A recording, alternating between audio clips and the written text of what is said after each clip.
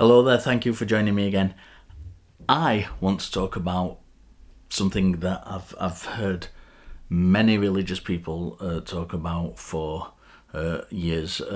Lots of Muslims especially have brought this to my attention.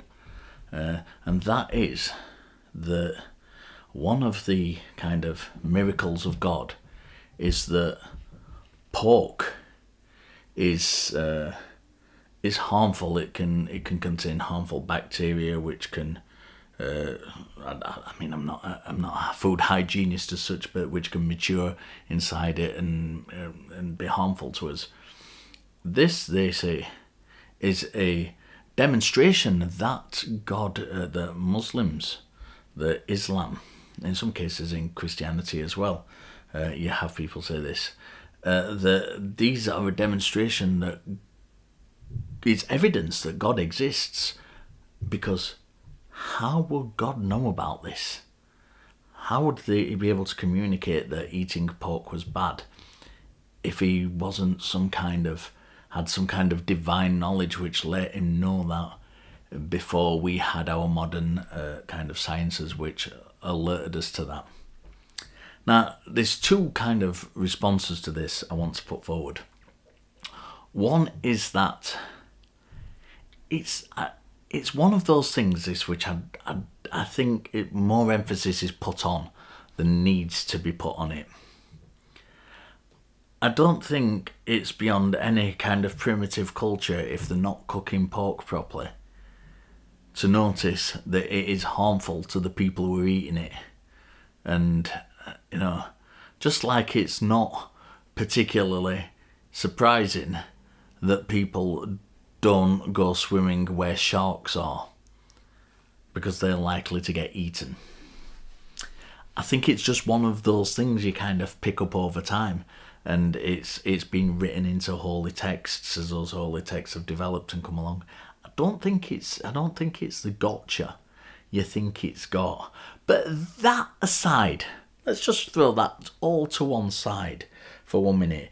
Let's just talk about how silly this actually is.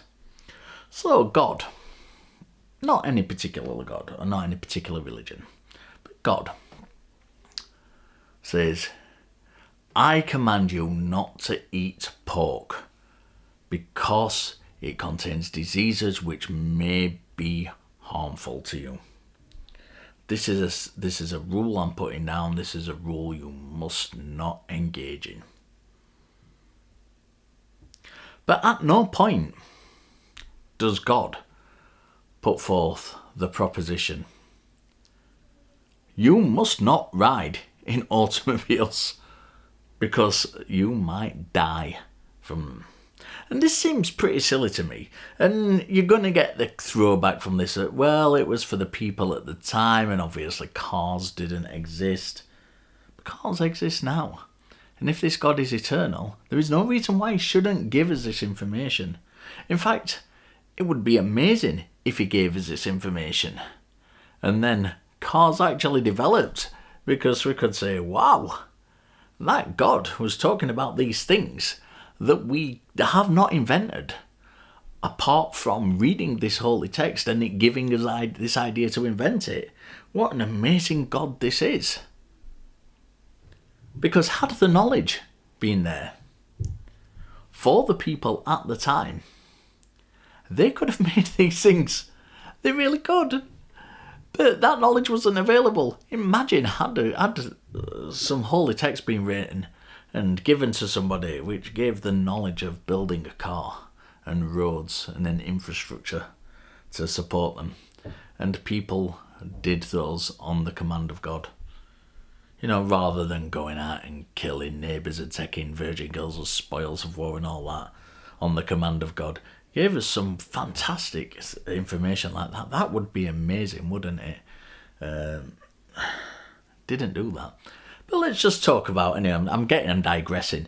Let's just talk about the actual statistics of this God who thinks it's so important to choose one thing over another.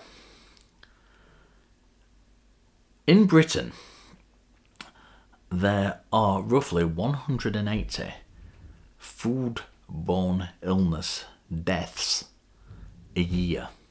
That's not just pork, that's across the board. 180. As of 2023, which is the most recent statistics I could find, there were 1,695 fatalities on the road involving road accidents.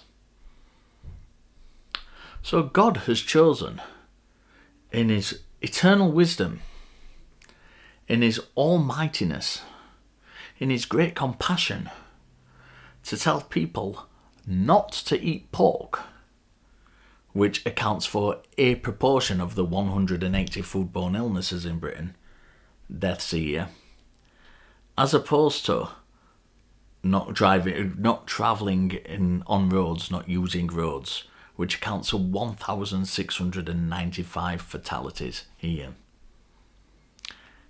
God's not very good, is he? It really isn't. It's got his priorities a little bit wrong. So, yeah, eating pork as evidence of God because it contains foodborne illnesses,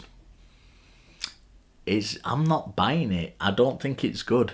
And if you think that is good evidence, I would suggest to you that you either have a very, very low standard of evidence, which then leads on to more problems of bias, etc., because you're choosing a particular religion over another, or you have a very low epistemology in general.